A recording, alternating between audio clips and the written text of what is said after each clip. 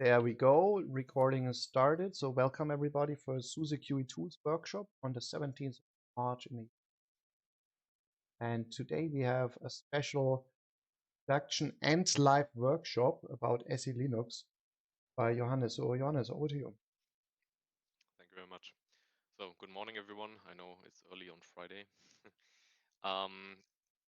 According to my timing, this should take around 55 minutes, so we should have at least a couple of minutes for Q&A. But my next meeting only starts at 10:30, so I would stay in the call if someone wants to stay longer. Good, so let's go with the SELinux introduction. First, a quick introduction because not everyone might know me. My name is JSegitz. I'm a security engineer here at SUSE in the product security team. I live near Nuremberg in Germany. I do code review, although not that much nowadays anymore. I do product pen testing, so I look at our products before they go out from a security perspective. And at the moment, I'm the SELinux guy. Although I have to stress, I'm not a policy maintainer. I mean, I practically do that, but I'm not formally the maintainer. So what will we cover today? I will give you a really quick introduction to the SUSE security team in case you don't know us. I will give you a basic SELinux introduction.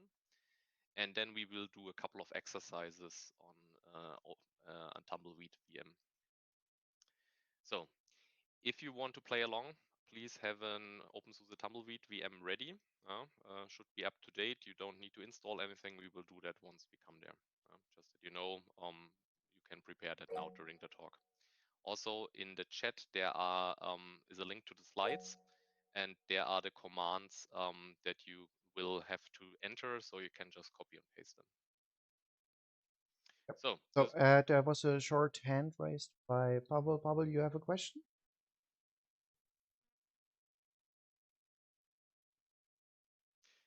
So usually I'm open for question during the talks, but due to the timing restriction here, I would really ask you to just ask questions later on. Otherwise, we will not get through the talk today. Yeah. I probably would just need concerning something like unavailability of the material or something. So Pavel, if you have anything, speak up. Otherwise, Johannes. Okay, doesn't seem like it. So I will continue. And yeah, if someone did not see the link, then someone can please repost it. You should have the slides then. The SUSE security team is split up into groups. We have the so-called reactive security. They do mostly incident handling. So this is the classical case of a security vulnerability is discovered, and then we react to that and get out a patch. So a lot of you probably have been involved in testing for that somehow. We do that for SUSE and for OpenSUSE. And then we have the so-called proactive security. There we do a lot of security work that is necessary before shipment. So we do hardening, we pen test our products and stuff like that. I really love that comic because that shows a common problem with IT security. So of course our role is to be critical, and of course we are extremely cool. But we really try hard to be not that way. If you ever see us acting that way, then please tell us and we try to improve. Good, some expectation management. So it's definitely not possible to make you a great SELinux expert in this talk. So this will be a mix between concrete examples and some high-level concepts you need to understand SELinux. And also, this is a really complex system, so some statements will be simpler than they are in reality. So, for example, will you show you a short snippet of an SELinux module, but those modules are a lot longer than what I show you. Someone is not on mute. Please mute yourself. Thank you. Good. So SELinux is a mandatory access control system. And to understand mandatory access control, we should talk about discretionary access control first. This is the usual form of access control that you know from Linux. So a typical example is visible here. If you list the etc shadow file, then you will see it belongs to the user root, also to the group shadow, and root has read and write permissions, and the group shadow can read this file. So pretty familiar to all of you, I assume. The discretionary here stands for the fact that the owner of an object is allowed to change the access for an object that he owns. So if you own a file, you're free to change the permissions of this file. And that might seem very natural to you, but this is not necessarily the case. And with SELinux, this is not the case. So there are a couple of drawbacks. So this is pretty coarse. Basically, you have these 3 bits to specify access for 3 different groups. And I know it's a little bit more complex than that. You also have set UID bits and stuff like that and access control lists, but that is what is mostly used. Then it's prone to user error. So if you look at the example here, nothing really prevents you from making your SSH private key read and writable for everyone in the system. If you like to do that, well, just do it. It's also hard to analyze. So if you want to check the security of a system, you basically have to go over the system, get all of these access permissions, and then try to reason about that. But this is tricky because it's also racy. So while you gather the permissions, they could also change. And then you have the fact that the root user is basically God. And yes, there are capabilities, but like half of the capabilities are full root anyway. And the hope that were placed in capabilities did not really materialize. So for most purposes, root is still all powerful on a system. But the big advantage is it's familiar, it's easy to use and easy to understand. And this cannot be underestimated. So systems that are not easy to use tend to be disabled. Systems that are hard to understand, their users tend to make errors. And especially when it comes to security, this is problematic. And if something is familiar, then of course it's much easier for you to actually work with that. So this is a really big advantage. So what is then mandatory access control? Obviously the word mandatory is different. So that means that the access control decisions are not made by the owner. You have a central policy and there all access control rules are managed. This has several advantages. So you can put access control in the hands of people who know what they're doing, or at least that's the hope. In the extreme form, you can do things like you have a system administrator that, for example, can update a software package. And then you have a security administrator that's actually responsible for ensuring that the security, that the access control on the system is secure. You can easily do centralized control because you have the policy. You know that this policy is valid now. It will be valid in 5 minutes time unless you install a different policy.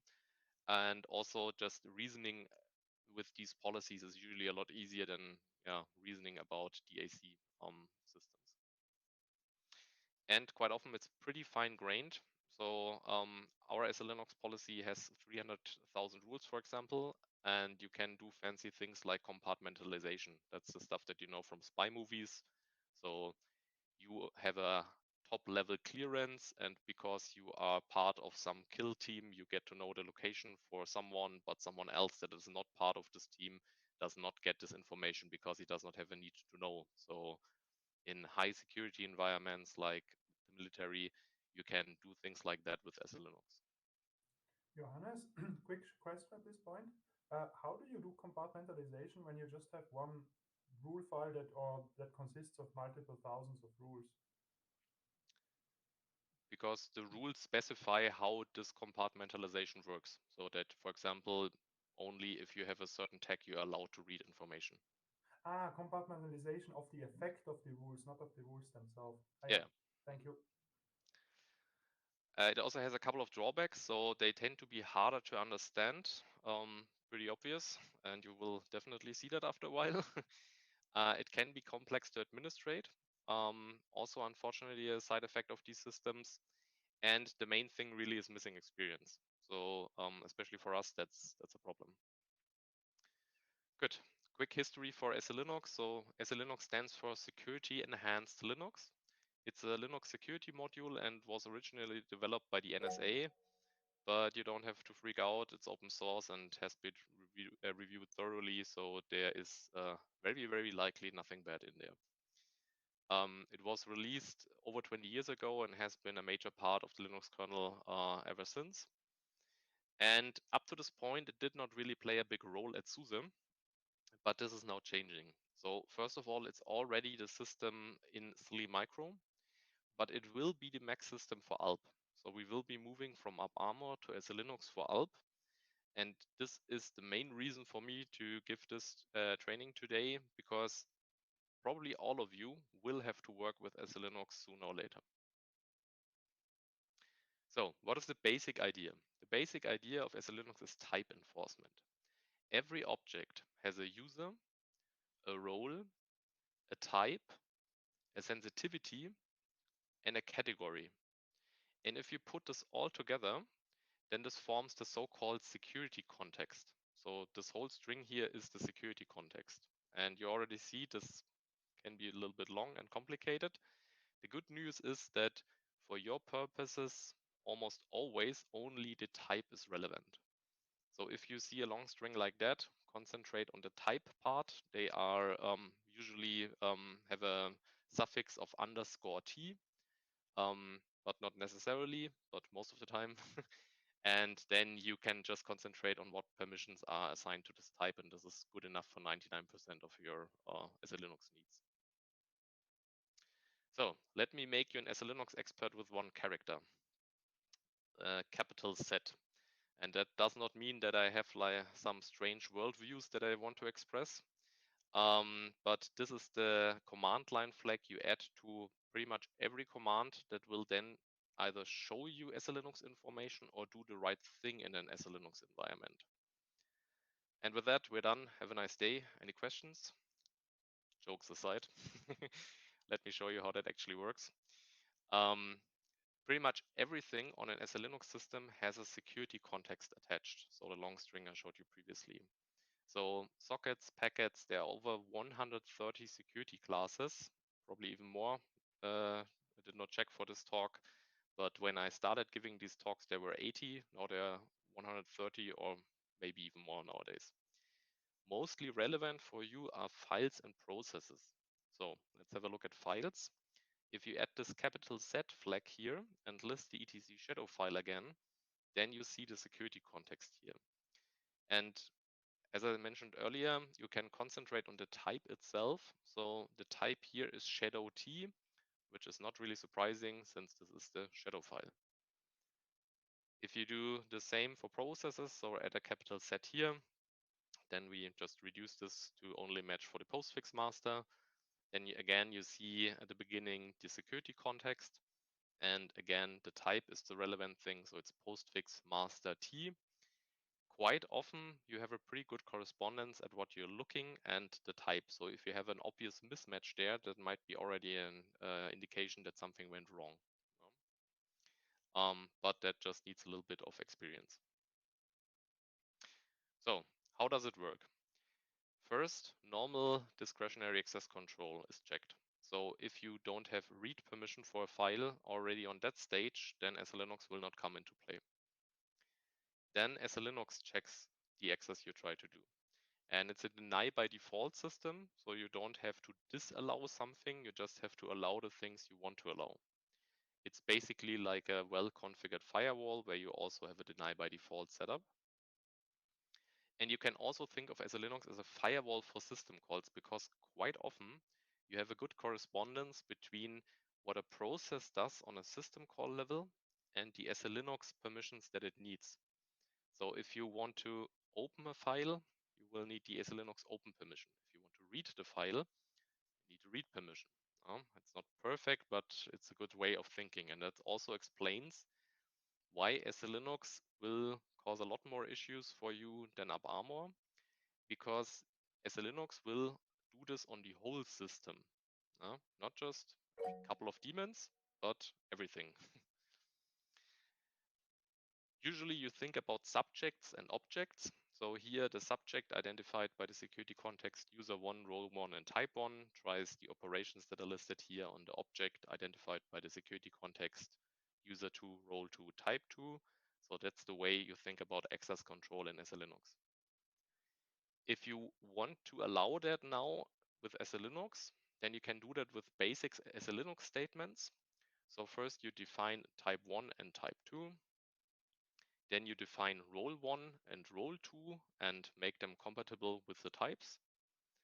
And then you have the allow rule that actually allows the access. So you allow type 1 to access type 2 on files with the permissions that are listed at the end.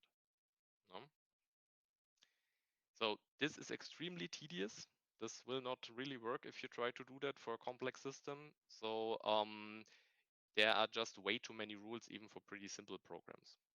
It's also very hard to maintain, because if you decide you name your types this way and someone else tries to name their types this way, then they might clash, or you might not know about these types. So that just does not work. And also then you really have a hard time distributing the work of creating policies. So as soon as you start to work together, this just fails. So the solution here is the reference policy, short ref policy, which is a community project to create a base policy that then can be used by distributions. It is modular and it uses M4 macros to create interfaces that you can use. M4 is a text language, probably not a choice you would make nowadays, but at the time apparently it was a good choice, even though I still doubt that. Can we have handle 2 questions by Emil and then Scott? Emil?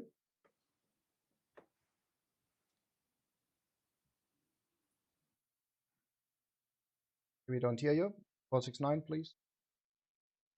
Yeah, maybe I'm getting ahead of the content, but how does these policies affect things like virtual machines inside a SELinux enabled system? So, for instance, let's say that I use one. I'm sorry to interrupt you, but as I mentioned earlier, we need to get through the talk, and I can't really answer questions at this point. So okay, cool. Then we won't be able to do the demonstrations, and I don't think that you want this. I will be open for any questions after the talk, and then also some of these questions might already be answered.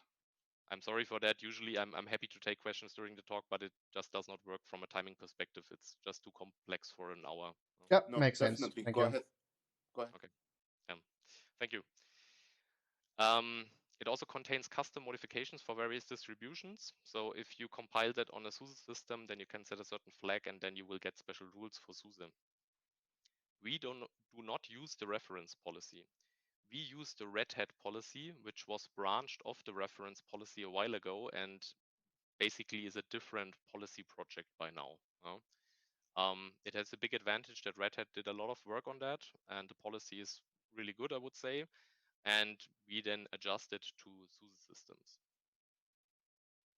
So let me show you how this quickly works. It's really just a quick glimpse. You don't have to remember that, just that you have seen this once.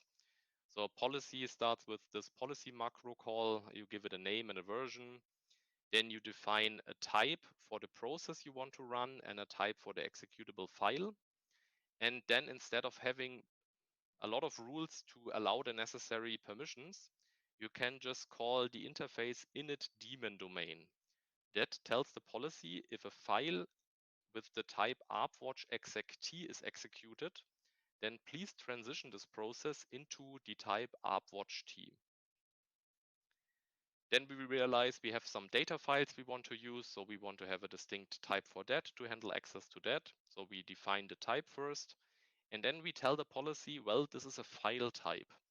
And this is important because of this interoperability I talked about earlier. So let's say you write a module for a backup software. With this backup software, you likely want to read all files on the system. SELinux is deny by default, so unless you have a specific rule to allow you reading all the types, it will not be allowed. So either you need to figure out all the types that exist on the system, or you use something like that where you tell the policy this is a file type, and then there are other interfaces that allow you to read all files on the system. Next, we define a type for PID files. There we also define an alias, so that allows you to keep older names that are not in use anymore and not break any modules that rely on that. And then we call files runtime file. So we tell the policy this is a file, but this is a specific file. It's a runtime file.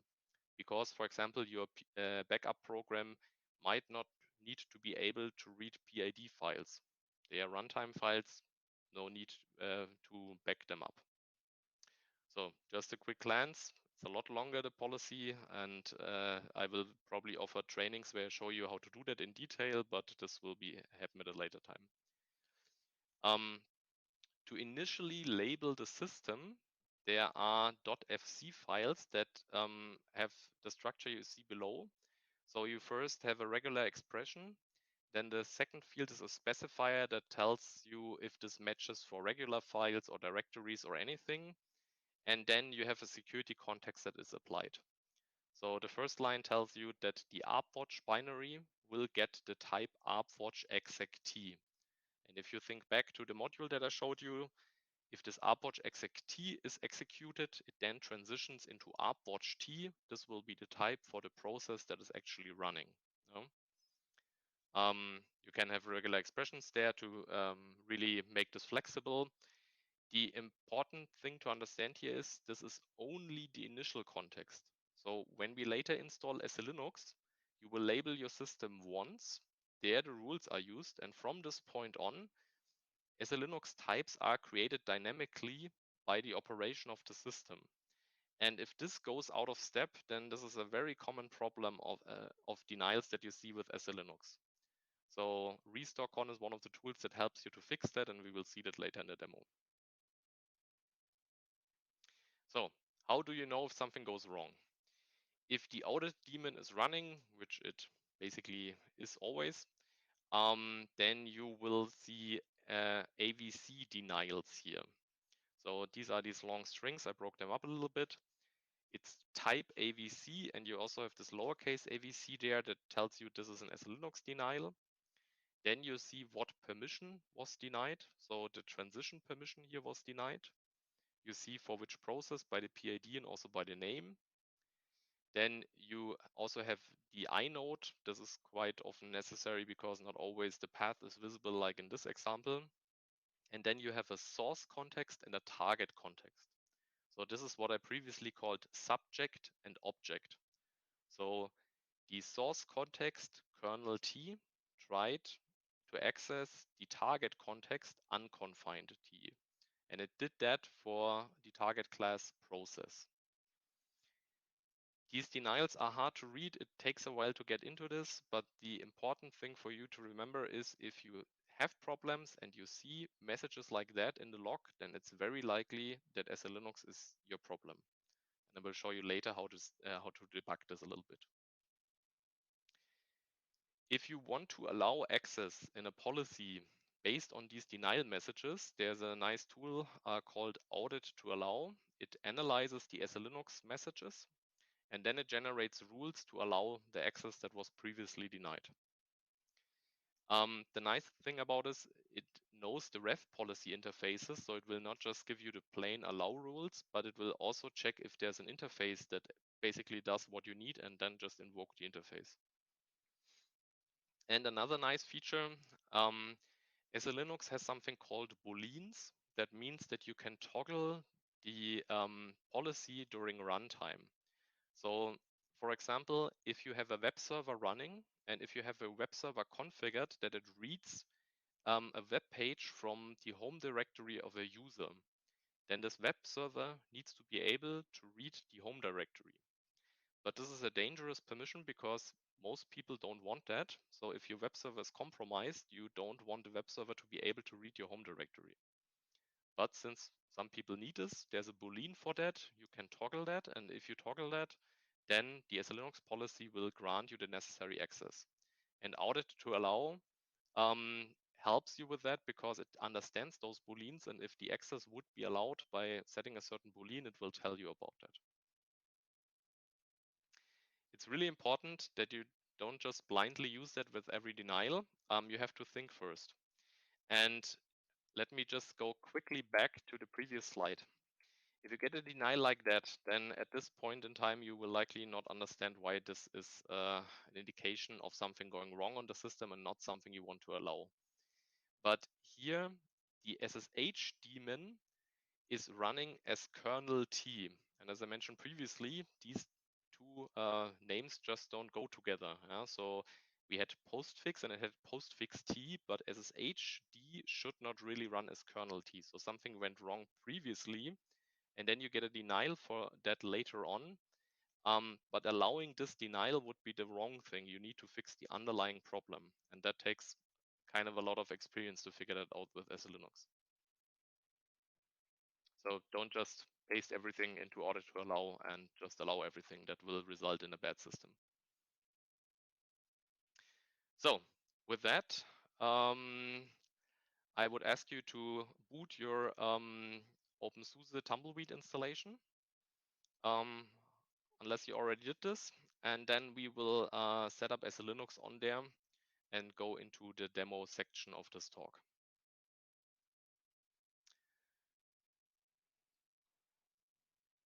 So these are the commands that we will be using now. As said, there's the link to the slides in the chat. You can just copy and paste this. And this is exactly what I will be doing now. So the first step, we install the targeted SELinux policy. There are other variants, but this is the one that we are using by default. We install the restore-con daemon. That is a daemon that helps you a bit with labeling the file system properly. We install the devel package for the policy because that helps you creating SELinux modules. We install the policy core utils. Those are the most fundamental SELinux utils. We install SE Tools console. Those are additional SELinux tools that most people don't really use, but if you do a little bit more low-level work for SELinux, then you also need them. The devel package to allow you to develop SELinux modules, and the SELinux auto-relabel package, because it used to be the case that if you install SELinux, then you need to reboot once in permissive mode. In permissive mode, the system does not enforce the rules, but just tells you that something went wrong. So it's like the complain mode in AppArmor. And then you need to relabel your system and reboot again in enforcing mode. The SELinux auto-relabel package does that for you, so it will just label the system automatically, and we don't have to do this. So let's get going. May I now steal a few of your seconds? Yes. While it's installing. Yeah, my initial question was that Tumbleweed by default comes with AppArmor. So my question was, can I just ignore AppArmor, or do I need to disable it, or do I need to have like uninstall it, or what's the ideal solution? This snippet here will ensure that AppArmor is disabled. Okay, so it may still be installed, but it will be disabled. Yep. Okay, good. I created 3 VMs, so I have everything, but yeah, that's. I would assume in theory it would work to have both in parallel. Doesn't make sense, right? They are not active. So I mean, we will now enable SELinux, and with that, AppArmor is disabled. Ah, I see. Mm-hmm. Okay. With the next command, we will switch SELinux to enforcing. You can either do that with this small set command, or you can just use your editor. The config file we just changed is the main configuration file for SELinux. It's also really short. It tells you in which mode SELinux is running. It can be disabled, it can be permissive, so it just prints warning, or it can be enforcing. So it means that it actually enforces the rules. And then we have the SELinux type. That is the type of policy we are currently using. So I mentioned earlier, we use the targeted policy. There are others, but just use the targeted one for now. Then we change our grub configuration, and the if statement is just there to prevent you from adding this multiple times. So if we actually look at the file here, what now happened is that we added security equals SELinux to the boot parameters, and SELinux equals 1. So that switches our systems from AppArmor to SELinux. And now we need to update the bootloader to actually get this enabled. And with the next line, we delete the audit log. And this is really just for demonstrations here. You probably don't want to do this on a production system. You will likely already have some AVC entries from AppArmor in there, and that can be just confusing. It's also good on test machines to make sure that you only look at the stuff that happened during the current boot and not have you not need to check any timestamps or anything like that. So please don't do that on production machines, but for here it's okay. and then we reboot the system. So, and now let me switch over here to the console. The initial reboot will now take a while, and if you remove the graphical thingy, then you will see that SELinux auto relabel is running, and this is now relabeling the file system. So these rules that I showed you earlier for this initial relabeling are now used to relabel every file on the system.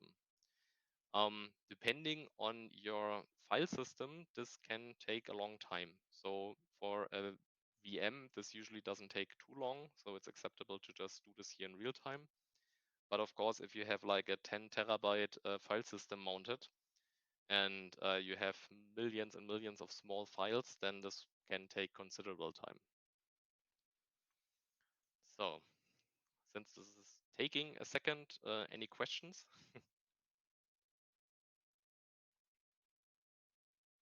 After I told everyone not to ask questions. Basically, yeah, no questions. Okay. Good. So for your machine, this will also take a while. I have a VM state here I could jump to if it takes too long, but it should be done in a minute. So in the meantime, so back to my original question: if I have SELinux enabled on the host system, install a VM, and let's say that I enable SSH inside that VM, and I decide to change the default port from 22 to, I don't know, port 469, for instance, which SELinux policies must I change? The ones in the host system or the ones in the virtual machine? Yeah. So you change the SSH port in the VM, right? Yes.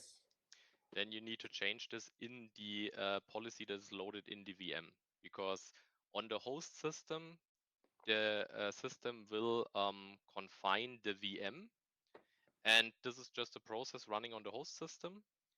And then on in the VM, you have to change port, so the SELinux policy will see that there, and this is actually something that I will show you later because it is a pretty common problem.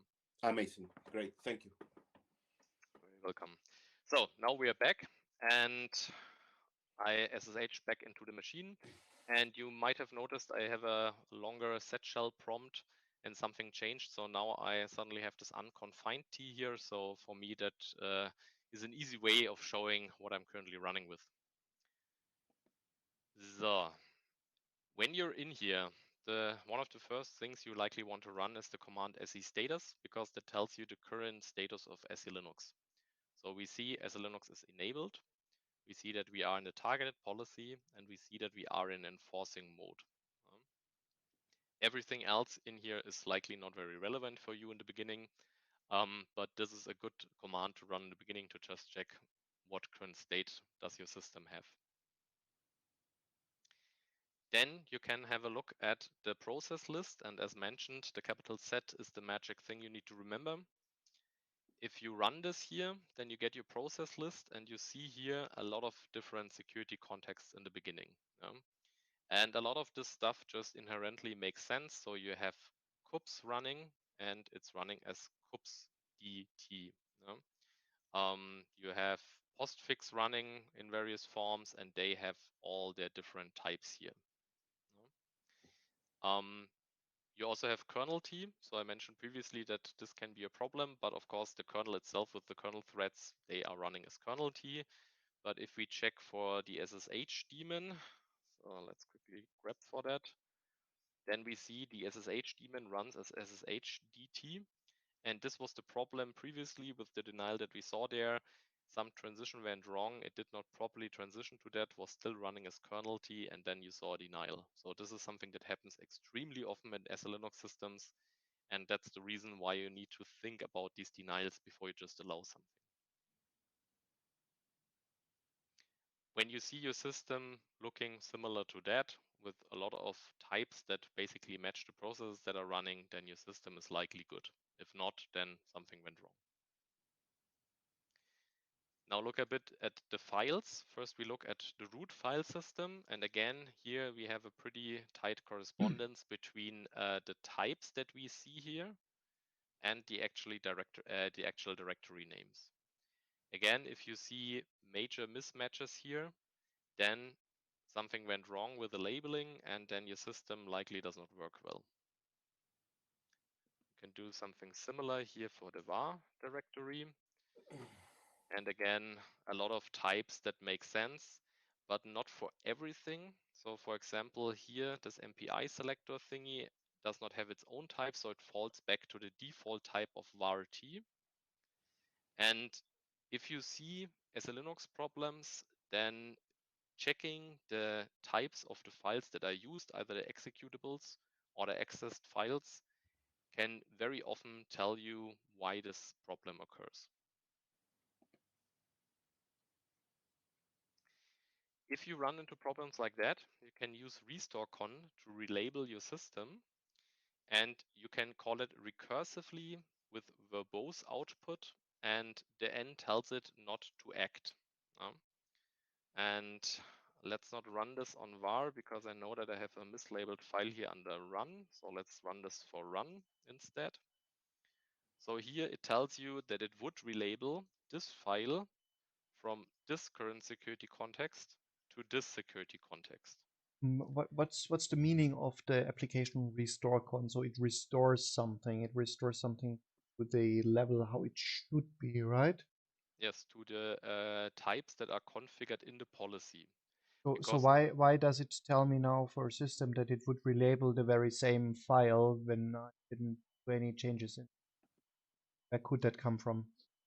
You did changes to your systems. You started the system. It was initially labeled. This happens once. This was the initial boot where it rebooted. And since then, something in Network Manager created this file. Right. And this was not properly done. And because of that, it does not have the correct type. In this case, that does not cause major problems because the types itself are rather compatible, but this is just knowledge that you gain over time. If you now run the command again without the n, so that it actually acts, then it actually relabels the file. And if you list the file, then you see now it has the proper type. Right. So as a system administrator, I would probably learn that. But let's say as a QA engineer, I would check a system and would find something like that. Would we call that an issue that should be solved in maybe the Network Manager package? Probably, but not always. So in an ideal world, you would never see messages like that. Yep. In practice, you will definitely see them. Yeah, I'm sure this is just realistic, but you know, in the end, we need to keep the ideal state in mind and then know the exceptions from there, right? Yeah, but in practice, you will also probably all of you will depend on other people with more SELinux knowledge to help you with something like that. The main goal for this talk here is that you realize that there are SELinux issues, right, and then get help. And maybe you become an SELinux expert, but this will likely take months to years. So it's really not easy, unfortunately. Of course. So if you do the relabeling for real, you probably don't want to specify the verbose flag, because if you do this for the whole system, then your system is basically just busy printing enormous amounts of text here. So if you want to know your own identity, you run the ID command, again, specify a capital Z, and then you see I'm currently running as unconfined T. So on most SELinux systems you will encounter, the users are running as unconfined, meaning that while probably all daemons on the system are confined, the user is not. You can change that, I will show you that later. But for most systems, this is a good default, because otherwise you will run into so many problems that most people can just not deal with that. So as a normal user, you will not see a lot of differences on an SELinux system. Yeah, it's good that you mentioned that, because I think a default experience is that people see a permission denied, then they run a certain command as user and they don't see the problem. Yes, definitely. So This is something, but I will show that on the more advanced trainings. This is extremely tricky with SELinux. Sometimes it's even hard to reach the state where you can reproduce a problem because the system is so tight that you can't really get into these states unless you really are the daemon. So debugging as a user is also tricky. So if you want to know if there are any denials on the system, you can either just grab the audit log for the AVC string, and then you see that we have a couple of denials here. This one is actually fixed in current policies, so let's just concentrate on this one. So something tried to read this file, but we don't have a path, but we have the inode, so we can just search on the system to identify the inode, and then we see, okay, this is this file, and it actually tried to read a link. And if we now list this file, you will not see the problem likely on your system because I actually created an exploit previously on that system and left it intentionally to just show you the problem. Here I created a symbolic link to the shadow file because I had found a privilege escalation in Halifax. And the SELinux policy does not have a rule that allows reading link files for this process. So this was caught by SELinux, and that also really helps with preventing security issues because this symlink attack, for example, would just not work because symlinks are not allowed here. If you do debugging, then running something like that is helpful. So you tail the audit log and then grab for AVCs. There's a small delay due to buffers. But if you now perform a certain operation and you see an AVC popping up while you do that, then you have a pretty good indicator that SELinux is the problem. This is actually the proper way to do that. So if you work with the audit log, there's this all search command, and then you just specify that you want to see AVCs, user AVCs. So there are other denials that can happen. So for example, the Xorg window manager is SELinux aware and can check the own rules in there. And you also can have errors, and then you can just do it like that. But to be honest, I basically all the time use grep and tail and stuff like that. It's just more convenient to me because I can't remember this. But just that you have seen the proper way of doing that. And then you can specify various filter flags here. So all denials since boot time or just recent denials. Does it offer any syntax highlighting or just filtering? I'm not aware that it offers syntax highlighting. Yeah, filtering, but that's helpful. So if you want to allow all the denials that we have been seeing, you can just pipe it into audit to allow. And you usually don't want to do this. Just want to show you this because people still do it quite often. So here we just pipe that into audit to allow. And then you get these allow rules here. So we saw previously this link file thing, for example. So we had a read permission on the link file from init t to this type here. And then you know what you would have to allow on the system to actually fix that. But as I mentioned previously, please don't do this. You should fix the underlying problem. It can still be helpful. Would you say, because realistically, I can tell you from experience when people are working with a really common question like, hey, what's the permission denied? And the answer by others is just disable AppArmor. So would you say that what you show here is better than disabling SELinux completely, or is it equivalent?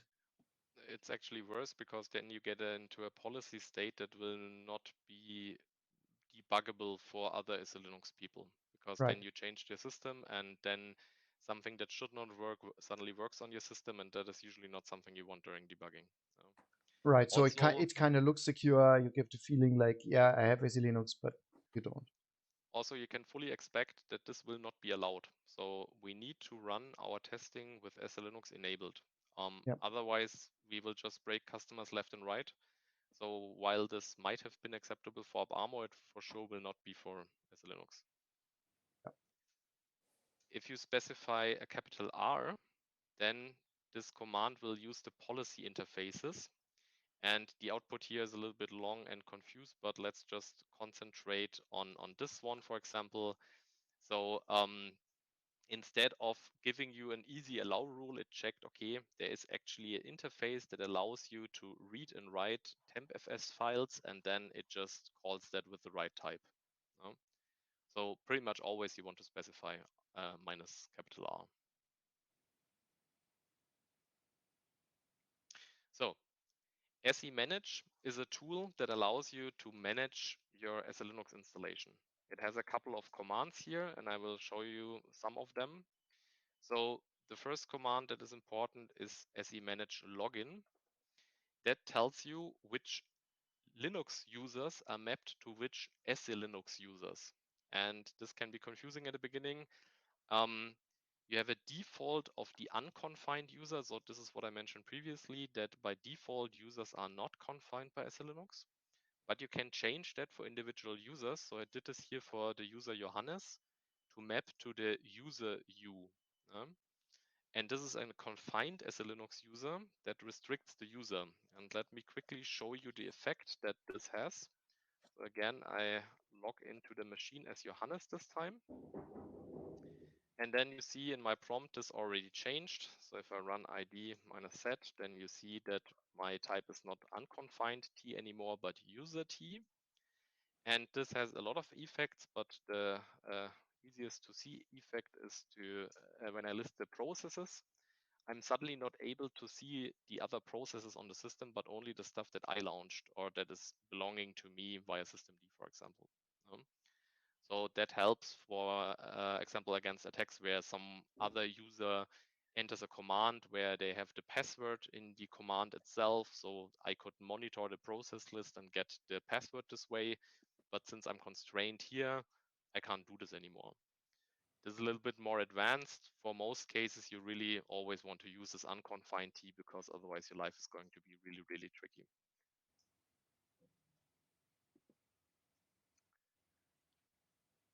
Then coming back to the previous question, SELinux also has port mappings. So with this command, you list them.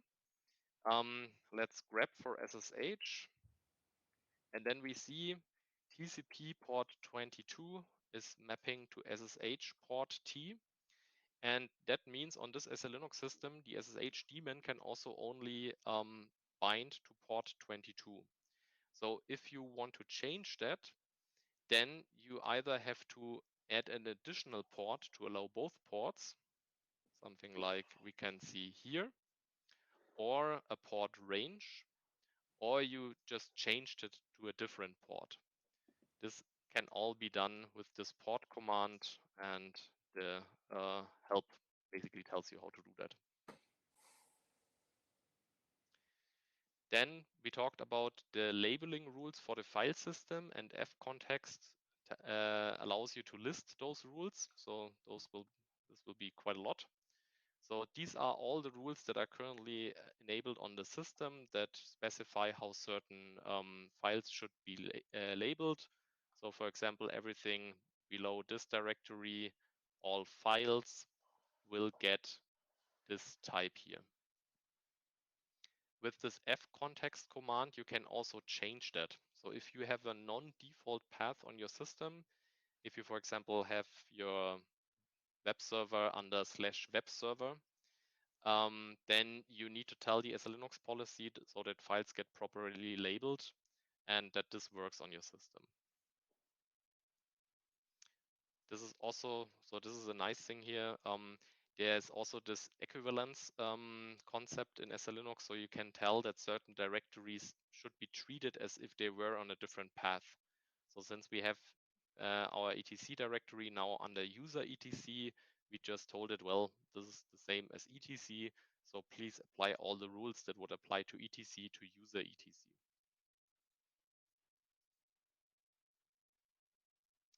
Then I mentioned previously the booleans here. So you can list them. You see there are quite some booleans. Here you see if they are currently enabled or disabled. One is the current setting for the runtime, one is the permanent setting in the policy, Most of the time you just have both on or both off. And let me quickly grab for this one here, because we talked about this earlier. So we talked about a web server accessing files in the home directory and that you don't want to allow this by default. So by default, this is set to off.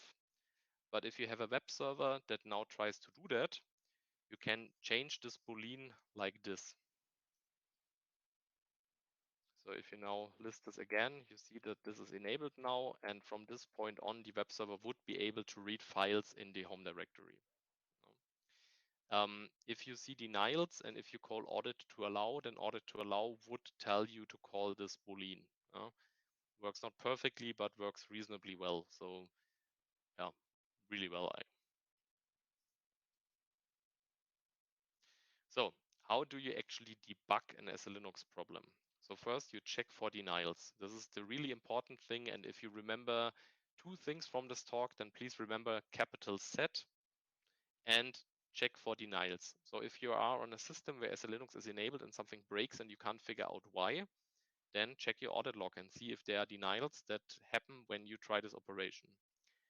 If you don't see any denials, then there's a tricky thing called don't audit rules. Certain permissions are not allowed, but they also don't cause an audit log. Because sometimes a program tries to do something that it actually does not need, so we don't allow it, but we also don't want to see the log messages all the time. So we add a don't audit rule, and sometimes this can then later on cause problems. If you have a problem that only occurs when SELinux is enabled and doesn't occur when SELinux is not enabled, but you don't see logs, then rebuild your policy with this command. This rebuilds the policy, but disables all don't audit rules, and then you will also see them. Then the next question is, does it happen in permissive mode? So with set enforce 0, you can change the system to permissive mode during runtime. You can also just reboot and change the configuration. But if you want to do this in runtime, you can do this with set enforce. So you would set SELinux to permissive, retry the operation. If it now works, very likely it's an SELinux problem. Then check for mislabeled files. So I mentioned a lot of times that this is important. This can either happen because some scripts or programs are unaware, and quite often we have some special helper script that moves around a configuration file or something like that, and by that destroys the proper labels, and then stuff starts to break apart. Or the path in the policy just don't match. So we take the Red Hat policy, they have certain path differences to our distribution, and because of that, sometimes you have problems there. And then just paste the AVC denial you see into a search engine or in a bug tracker, and there's a pretty high chance that other people also ran into the problem, unless you did something really strange. You of course need to remove all of the specifics part, like the timestamp, but I assume that you do that for other problems too. And then you might just get the solution to your problem right away. If all of that does not help, then please open a bug. And there's a link to a wiki page that we created where we describe what kind of information we need from you. Because if you just tell us, well, it does not work with SELinux, this is not really actionable for us. If you give us the AVC denial and describe how to recreate the problem, then we can likely help you with that. So if you need to rescue a system, and I can pretty much guarantee you that sooner or later you will get your system into a state where you can't log in anymore, then you have this way you can, in the grub shell, change the boot parameters. So you can either fully disable SELinux by setting SELinux to 0, or you can set SELinux to permissive by adding enforcing equals 0.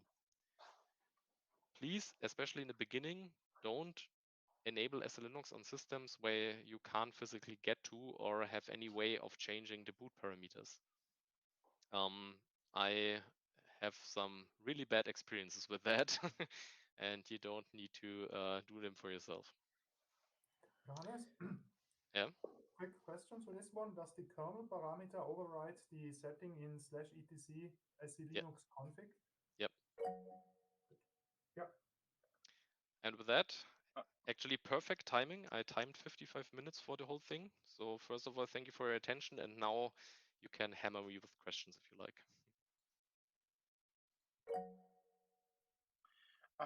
Johannes, I'd like to ask, at the beginning you spoke about that there is the system administrator and then there is the policy administrator, or the SELinux administrator. So how much can I do as a root, or how do I make sure that if someone will get a root, then that person will not do damage to the system? So you can do that, but that is not a default. No? Let me go back to sharing my screen. I'll probably just keep doing that. So if I go back to the system here and run the SE manage command again for the users, for the logins, then you see by default every user is unconfined, and there's even a specific setting for the root user to also keep it unconfined. So if you would want to do something like that, then you would create like the system admin root and security admin root account first, make them both UID 0. And then you would add specific mappings here to map one onto a reduced user. But this is really already a pretty advanced topic. So I don't do this on any of my systems. But I got the idea. Thank you. Welcome.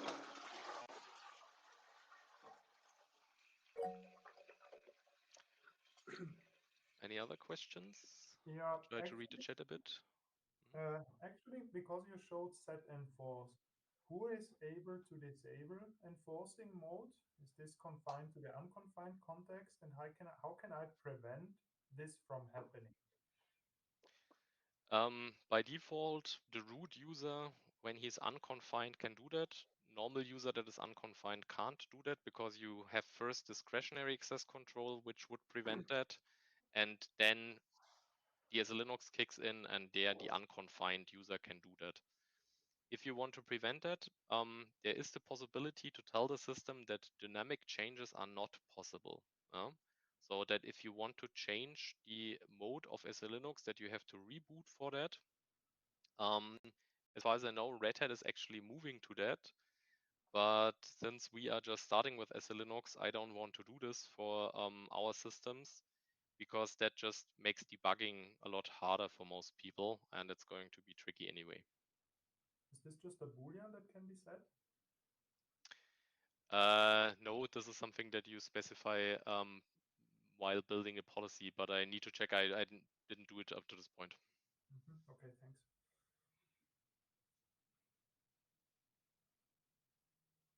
Also, maybe another thing to mention here is when you go to permissive mode with set enforce, then you need to be a bit careful about going back to enforcing mode after that, because you might have gotten your system into a state that is not actually reachable in enforcing mode.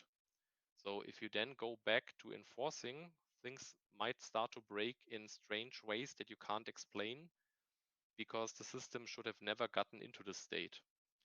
So if you see strange problems after going back to enforcing mode, this is okay for debugging, but a reboot likely will just get you back to a sane state then. So if I'm parsing what you're saying in general correctly, one of the main messages here is to treat the systems as cattle, not as pets. Yeah, that definitely makes sense. So I have a pretty big slew of VMs that I use for SELinux testing, and especially in the beginning, I would not recommend for you to just enable SELinux now on your host system, on your main workstation, play around with it for a while on some VM, get a little bit of experience, break the system a couple of times, and figure out how to actually fix it again.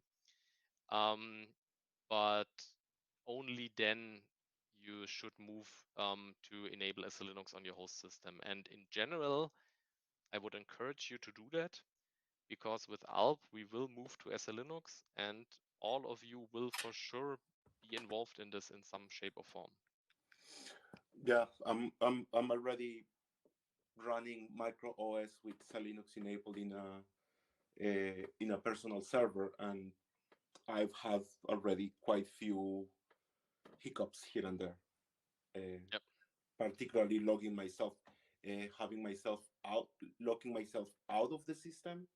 So I had to create a ticket so that they will give me a KVM console so that I could, get in and fix it. But it's, yeah. Yep. It's fine. So without physical access to the machine, either virtually or really being in the same room with the machine, I would not try that out in the beginning. I'm still nervous doing that for systems where I don't have proper access, because that can really go wrong easily. And then the confinement is pretty tight, so breaking out of this can be hard to impossible. Mm-hmm. Yeah. So that's also the way to recover, yeah? Come again? I did not get this. So this is the way to recover, that you have a TTY login there. That's the easiest one, just to set disable SELinux, or just set it to permissive, and then you should be able to fix the issue. Mm-hmm. So we are at the top of the hour. I'm happy to stay on here, but if you have other appointments, feel free to drop. It's just going to be Q&A. Yes, exactly. So thank you all. Thank you, Johannes, and thank you all for your interest and your going along with it and trying it out. I'm sure that there are some follow-up questions which we will handle in the follow-up meetings. I just want to shout out for the next week. We will have in the SUSE QE Tools Workshop we